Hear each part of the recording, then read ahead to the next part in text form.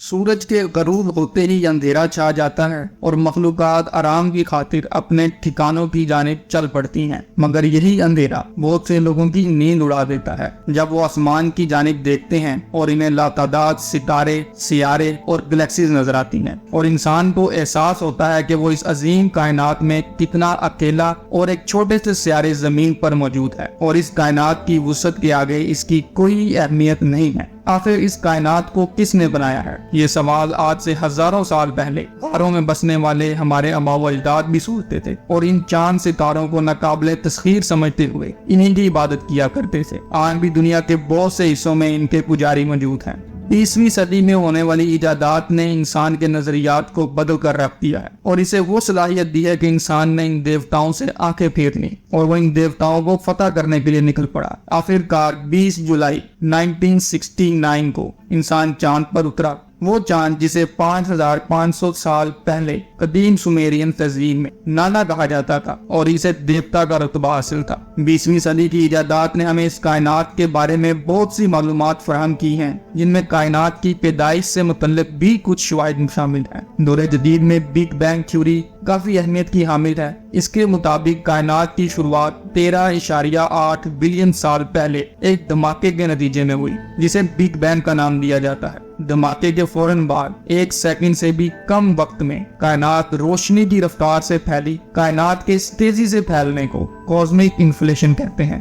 Big bang کے 1 micro second بعد atoms کے بنیادی پارٹیکلز یعنی کہ پروٹونز، نیوٹرونز اور الیکٹرونز وجود میں آئے۔ کاسمک انفلیشن رکنے کے بعد کائنات میں روشنی اور ذرات ہر طرف پھیل گئے، جنہیں پریمورڈیل سوپ کہا جاتا ہے، اور کائنات کا درجہ حرارت 10 بلین ڈگری سیلسیس تک پہنچ گیا۔ بگ بینگ کے 3 منٹ بعد پروٹون اور نیوٹرونز نے مل کر نیوکلیس بنانا شروع کیا، اور ہائیڈروجن، ہیلیم، لیتھیم اور بریلیم کی بڑی تعداد کائنات میں پھیل گئی۔ 5 منٹ پورا ہونے تک اس کائنات میں موجود تمام تر ہیلیم وجود میں آ چکی تھی۔ الیکٹرونز ابھی بھی درجہ حرارت زیادہ ہونے کے باعث ایٹمز کا حصہ نہیں بن سکے تھے اور کائنات میں آزادانہ حیثیت سے بکھرے پڑے تھے، جس کے باعث کائنات میں ہر طرف ایک دھند چھائی ہوئی تھی اور روشنی ٹریپ ہو کر رہ گئی تھی۔ بگ بینگ کے تقریباً 3,80,000 سال بعد درجہ حرارت کم ہوا اور الیکٹرونز نیوکلیس کے ساتھ مل کر ایٹم کا حصہ بننا شروع ہوئے۔ اس عمل کو ری کمبینیشن کہا جاتا ہے۔ دھند اب چھٹنا شروع ہوئی اور روشنی کائنات میں دور تک سفر کرنے لگی۔ اسی دوران خود سے روشنی پیدا کرنے والے ایٹمز وجود میں آئے، جنہیں ہم cosmic microwave background کہتے ہیں۔ یہ کائنات میں موجود قدیم ترین روشنی ہے جسے ہم دیکھ سکتے ہیں۔ اس روشنی کی دریافت امریکہ سے تعلق رکھنے والے فزسسٹ، فنزیاسٹ اور ریڈیو اسٹرانومر رابرٹ ولسن نے 1964 میں کی، اور انہیں 1978 میں نوبل پرائز سے نوازا گیا۔ ہائیڈروجن ایٹمز روشنی کو جذب کرنے کی صلاحیت رکھتے ہیں، اور اس وقت کائنات میں ان کی بڑی تعداد میں موجودگی کے باعث ایک بار پھر کائنات اگلے 200 ملین سال کے لیے اندھیرے میں ڈوب گئی، اور اس دور کو ڈارک ایجز کے نام سے جانا جاتا ہے۔ 200 ملین سال کے اندھیرے کے بعد گیس کے بادل میٹر کے ساتھ ملنے کے باعث گھنے ہونا شروع ہو گئے، اور ان بادلوں کے مرکز میں ڈینسٹی اور درجہ حرارت بڑھتا چلا گیا۔ ان کے کور میں فیوژن ری ایکشن شروع ہوا، اور دھماکوں کی آواز کے ساتھ کائنات میں بہت سے ستارے روشن ہوئے۔ یہ ستارے آج کے سورج سے 300 گنا بڑے اور روشن تھے۔ ان بڑے بڑے ستاروں سے نکلنے والی الٹرا وائلٹ روشنی نے گیس کو ان کے ذرات میں دوبارہ تحلیل کر دیا، اور کائنات ایک بار پھر شفاف ہو گئی۔ اس عمل کو ری آئونائزیشن کہا جاتا ہے۔ اس شفاف کائنات کو آج ہم اپنی آنکھوں سے دیکھ سکتے ہیں اور ٹیلیسکوپ کا استعمال بھی کرتے ہیں۔ یہ ٹیلیسکوپ الٹرا وائلٹ اور انفرا ریڈ روشنی کو ڈیٹیکٹ کر کے ہمیں زیادہ واضح معلومات فراہم کرنے کی صلاحیت رکھتی ہیں۔ جو اجسام فلکی آج ہم اپنی آنکھ سے دیکھ سکتے ہیں، یہ سب ویزیبل میٹر سے بنے ہیں، اور میٹر گیس، لیکوڈ، سولڈ یا پلازما کی شکل میں موجود ہو سکتا ہے، اور یہ مادہ اس پوری کائنات کا صرف 5% حصہ ہے۔ باقی موجودہ خلا دراصل خالی نظر آتی ہے، مگر وہاں ڈارک میٹر کی موجودگی کے ثبوت ملے ہیں جو کہ نامعلوم ذرات سے بنا ہے اور بہت کم ہی کسی میٹر سے انٹریکٹ کرتا ہے۔ ڈارک میٹر کی اصطلاح 1930 میں ایک اسٹرونومر فرٹز زویسکی نے اس وقت دی تھی جب وہ کوما گلیکسیز کے جرمٹ پر تحقیق میں مصروف تھا۔ 1990 میں ایک اور اسٹرونامر ویرا روبن जिनका ताल्लुक अमेरिका से है, उन्होंने इस बात की तस्दीक की कि कहकशाओं में ना नजर आने वाला कोई मैटर मौजूद है जो इसके मैस में इजाफे का बायस है। एक अंदाजे के मुताबिक ये डार्क मैटर तमाम कायनात का कुल 27% हिस्सा है। कायनात का बाकी 68% हिस्सा 68% हिस्सा डार्क एनर्जी पर मुश्तमिल है, जिसके बारे में हमें बहुत कम मालूमात मुयस्सर हैं। कायनात के फैलने से साइंसदान पहले से वाकिफ थे कि कायनात लगातार फैलती चली जा रही है और फैलने की ये रफ्तार अब पहले की निस्बत तेज हो चुकी है और एक फोर्स है जो ग्रेविटी के अगेंस्ट काम कर रही है और यही इसके फैलाव का बायस है।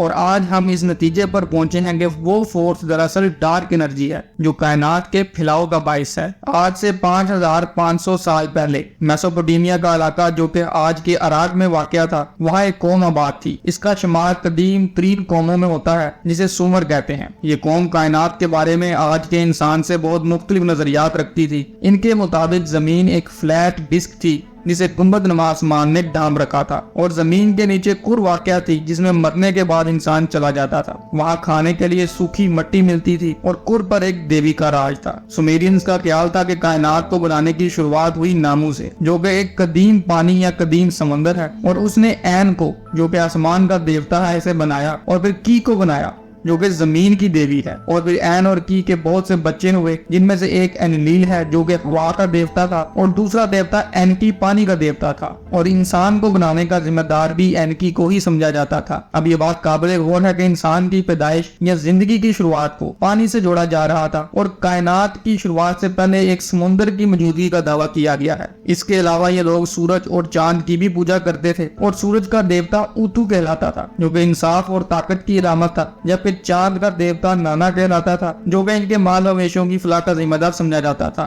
और अब बात करेंगे कदीम मिस्री तहजीब की, जो कि आज से 3150 कबल मसीह में ताकतवर होना शुरू हुई, अगरचे ये इस वक्त से पहले भी मिस्र में आबाद थे। ये कायनात के वजूद में आने के वाक़े को देवता रा या आतम के साथ जोड़ते हैं, जो कि खुद से वजूद में आया और जो कि एक समुद्र में मौजूद था जिसे नू कहा जाता है। फिर वो एक पहाड़ पर चढ़ा और उसने छींका और छींकने के नतीजे में हवा का देवता शू और नमी की देवती तफनत वजूद में आई। फिर उन्होंने जमीन के देवता जैफ और आसमान की देवी नुत को जन्म दिया और इस तरह ये कायनात वजूद में आई। यहाँ भी एक बात काबिल गौर है कि कायनात की पैदाइश से पहले समुद्र की मौजूदगी का जिक्र है। मिस्र के बाद अब हम बात करेंगे कदीम हिंदुस्तान की, जिसका मतलब है कि वो जगह जहाँ हिंदू बसते हैं। हिंदू का लफ्ज़ सिंधु से निकला है, यानी कि दरिया सिंध के करीब बसने वाला। हिंदू मत में बहुत से खुदाओं की इबादत की जाती है, जबकि कुछ लोग हिंदू मजहब को बहुत से मज़ाहब का मजमुआ भी समझते हैं। इसी तरह हिंदू मत में कायनात की पैदाइश के हवाले से भी बहुत से नजरियात मौजूद हैं जो कि एक दूसरे से मुख्तलिफ हैं, लेकिन चंद एक इबारतें और नजरियात मुनफरिद हैसियत रखते हैं। हिंदू मत की सबसे कदीम किताब ऋग्वेद है, जो कि पंजाब में 1000 से 1500 कबल मसीह में लिखी गई। इसे संस्कृत जुबान में लिखा गया है और इसके 10 चैप्टर और 10,552 वर्सेस हैं। इस किताब में एक इबारत है जिसे नसलिया सुक्ता कहा जाता है। इसमें कायनात की पैदाइश के हवाले से कुछ ख्यालात का इजहार किया गया है, जैसे कि पहले सिर्फ अंधेरे का राज था और वहाँ सिर्फ पानी था, फिर वो एक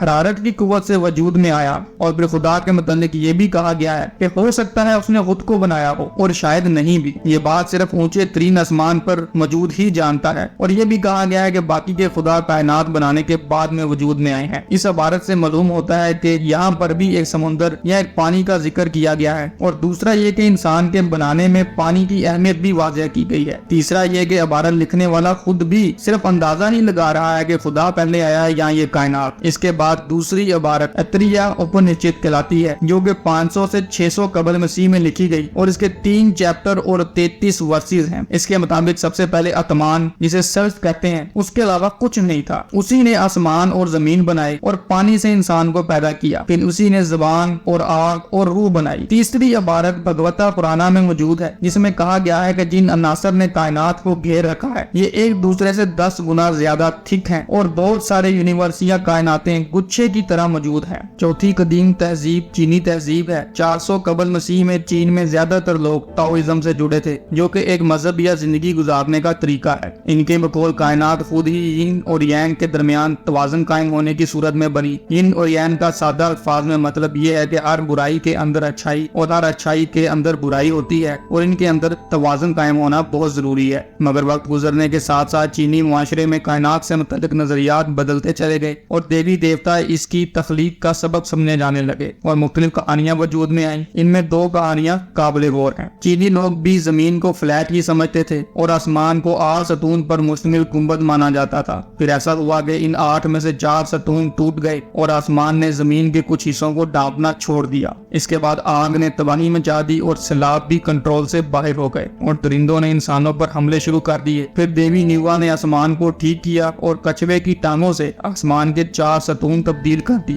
اس نے ڈریگن کو مار دیا اور لوگوں کی جان بچائی اور سیلاب بھی ختم ہو گئے، جبکہ انسانوں کی پیدائش کا ذمہ دار اسی دیوی کو سمجھا جاتا اور کہا جاتا ہے کہ اس نے انسان کو مٹی سے تخلیق کیا۔ اب ہم بات کریں گے پینگو کی کہانی پر۔ اس کے مطابق شروع میں کائنات میں کچھ بھی نہیں تھا اور یہ سب کچھ ایک کائناتی انڈے کے اندر تھا۔ 18,000 سال بعد اس انڈے کے اندر ین اور یانگ کی قوت برابر ہو گئی اور پینگو بن گیا۔ یہ ایک جانور تھا جس کے سر پہ 2 سینگ تھے۔ پینگو نے کلہاڑا مار کر دوبارہ ین اور یانگ کو الگ کر دیا اور اپنی الگ دنیا بنانا شروع کر دی۔ اس نے زمین اور آسمان کو الگ کرنا شروع کر دیا۔ اس کام میں مزید 18,000 سال گزر گئے۔ اس کے بعد پینگو مر گیا اور اس کی سانس ہوا بن گئی۔ اس کی دائنی آنکھ چاند اور بائنی آنکھ سورج بنی۔ پینگو کو چائنا کے بہت سے حصوں میں ابھی بھی دیوتا کا درجہ حاصل ہے۔ اب یہ بات قابل غور ہے کہ یہاں زمین اور آسمان کے ایک ہونے کا دعویٰ کیا گیا ہے، جسے بعد میں پینگو نے الگ کر دیا تھا۔ اب بات کریں گے قدیم یونان کی، جو کہ 800 قبل مسیح سے 146 قبل مسیح تک ایک قابل ذکر تہذیب کے طور پہ موجود رہے ہیں۔ کائنات کی تخلیق سے متعلق ان کا سب سے قدیم خیال یہ تھا کہ شروعات میں کچھ بھی نہیں تھا، بس ہر طرف افراتفری یعنی کہ کیوس تھا۔ پھر روشنی سے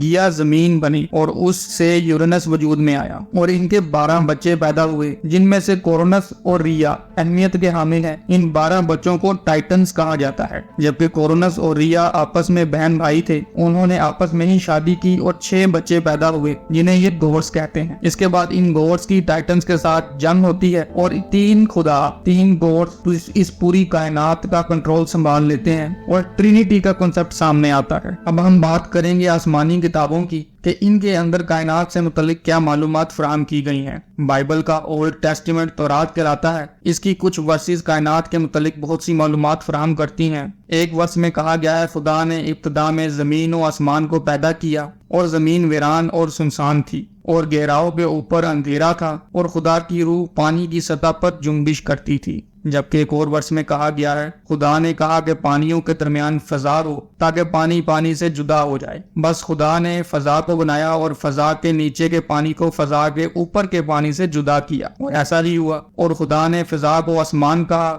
اور شام ہوئی اور صبح ہوئی، سو دوسرا دن ہوا۔ ایک اور ورس میں کہا گیا ہے خدا نے کہا کہ فلک پر نیر ہوں کہ دن کو رات سے الگ کریں اور وہ نشانیوں اور زمانوں اور دنوں اور برسوں کے امتیاز کے لیے ہوں، اور وہ فلک پر انوار کے لیے ہوں کہ زمین پر روشنی ڈالیں، اور ایسا ہی ہوا۔ سو خدا نے 2 بڑے نیر بنائے، ایک نیر اکبر کہ دن پر حکم کرے اور ایک نیر اصغر کہ رات پر حکم کرے، اور اس نے ستاروں کو بھی بنایا اور خدا نے ان کو فلک پر رکھا کہ زمین پر روشنی ڈالیں۔ ایک اور ورس میں کہا گیا ہے خدا نے کہا کہ پانی جانداروں کو کثرت سے پیدا کرے اور پرندے زمین کے اوپر فضا میں اڑیں۔ اب ذرا غور کریں تو پتہ چلتا ہے کہ تورات میں بھی خدا کی سمندر پر موجودگی، پھر زمین و آسمان کے پانی کی علیحدگی کا ذکر کیا گیا ہے اور جانداروں کی پیدائش میں پانی کی اہمیت واضح کی گئی ہے۔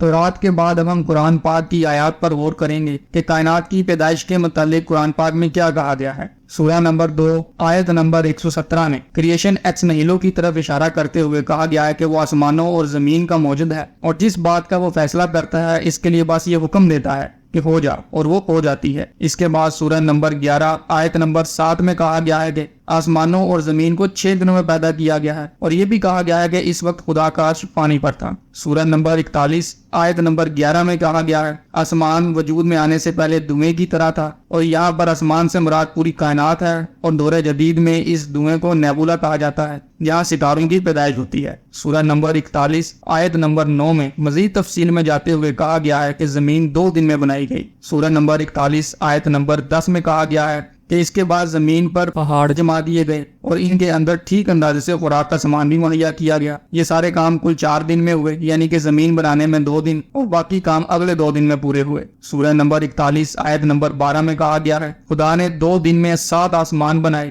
اور ہر آسمان میں اس کا قانون وحی کر دیا۔ سورہ نمبر 10 آیت نمبر 5 میں کہا گیا ہے کہ سورج کو اجیلا بنایا گیا ہے اور چاند کو چمک دی گئی ہے، یعنی کہ سورج اپنی روشنی پیدا کرتا ہے اور چاند روشنی ریفلیکٹ کرتا ہے۔ سورہ نمبر 21 آیت نمبر 30 میں کہا گیا ہے کہ آسمان اور زمین پہلے ملے ہوئے تھے اور اللہ تعالیٰ نے انہیں الگ کیا، اور پھر ہر زندہ چیز کو پانی سے پیدا کرنے کی بھی بات کی گئی ہے۔ آج ہم سب جانتے ہیں کہ پانی زندگی کے لیے کتنا ضروری ہے، اور ہمارے بھیجے گئے پروبز مختلف پلانٹس پر پانی کی تلاش میں بھی مصروف ہیں، کیونکہ جہاں پانی موجود ہوگا وہاں زندگی کے آثار بھی مل سکتے ہیں۔ سورہ نمبر 21 آیت نمبر 32 میں آسمان کو محفوظ چھت قرار دیا گیا ہے، اور آج ہم جانتے ہیں کہ اوزون لیئر ہماری زندگی کے لیے کتنی اہمیت کی حامل ہے، اور زمین کی میگنیٹک فیلڈ کیسے زمین کو ریڈیشن سے محفوظ رکھتی ہے، اور ہمارا ایٹماسفیئر بھی خلا سے آنے والے بہت سے پتھروں کو جلا کر راکھ کر دیتا ہے، جو اگر زمین پر گر جائے تو بھاری تباہی مچانے کی صلاحیت رکھتے ہیں۔ سورہ نمبر 15 آیت نمبر 26 میں کہا گیا ہے کہ انسان کو سڑی ہوئی مٹی کے سوکھے گارے سے بنایا گیا ہے۔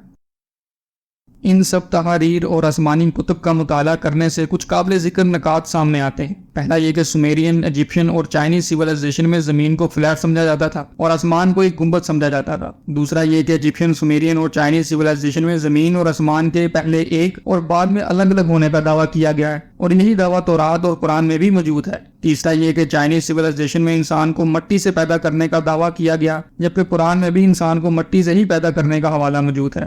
چوتھا یہ کہ زمین اور آسمان کی تخلیق سے پہلے تقریباً چاروں سیولائزیشنز نے ایک پانی یا سمندر کی موجودگی کا ذکر کیا ہے، جبکہ تورات اور قرآن میں بھی زمین اور آسمان کی تخلیق کے دوران خدا کے تخت کا سمندر پر موجود ہونے کا حوالہ ملتا ہے۔ اب یہاں ایک سوال پیدا ہوتا ہے کہ قرآن تقریباً 1400 سال پہلے نازل ہوا ہے، جبکہ باقی تحریر تو اس سے بہت پرانی ہے، تو ان سیولائزیشنز کے بعد بہت سی انفارمیشن کیسے موجود تھی؟ تو اس کا جواب یہ ہے کہ اسلام میں حضرت محمد صلی اللہ علیہ وآلہ وسلم کو آخری نبی مانا جاتا ہے، اور ان سے پہلے بھی بہت سے نبی مختلف قوموں کی طرف مبعوث کیے گئے تھے۔ ہر پیغمبر نے اپنی قوم کو خدا کا پیغام پہنچایا، لہذا ان پرانی سیولائزیشنز کے پاس اگر کچھ درست معلومات موجود تھیں تو اس میں حیرانی کی کوئی بات نہیں ہے۔ سورہ نمبر 16 آیت نمبر 36 میں اللہ تعالیٰ فرماتا ہے، ہم نے ہر امت میں ایک رسول بھیج دیا اور اس کے ذریعے سے سب کو خبردار کر دیا کہ اللہ کی بندگی کرو اور تاغوت کی بندگی سے بچو۔ اس کے بعد ان میں سے کسی کو خدا نے ہدایت بخشی اور کسی پر ضلالت مسلط ہو گئی، پھر ذرا زمین میں چل پھر کر دیکھ لو کہ خود جھٹلانے والوں کا کیا انجام ہو چکا ہے۔ سورہ نمبر 42 آیت نمبر 13 میں اللہ تعالیٰ فرماتا ہے، اس نے تمہارے لیے دین کا وہی طریقہ مقرر کیا ہے جس کا حکم اس نے نوح علیہ السلام کو دیا تھا، اور جسے اے محمد صلی اللہ علیہ وآلہ وسلم اب تمہاری طرف ہم نے وحی کے ذریعے سے بھیجا ہے، اور جس کی ہدایت ہم ابراہیم علیہ السلام کو اور موسیٰ کو اور عیسیٰ علیہ السلام کو دے چکے ہیں، اس تاکید کے ساتھ کہ قائم کرو اس دین کو اور اس میں متفرق نہ ہو جاؤ۔ یہی بات ان مشرکین کو سخت ناگوار ہوئی ہے جس کی طرف اے محمد صلی اللہ علیہ وسلم تم انہیں دعوت دے رہے ہو۔ اللہ جسے چاہتا ہے اپنا کر لیتا ہے، اور وہ اپنی طرف آنے کا راستہ اسی کو دکھاتا ہے جو اس کی طرف رجوع کرے۔ اللہ حافظ۔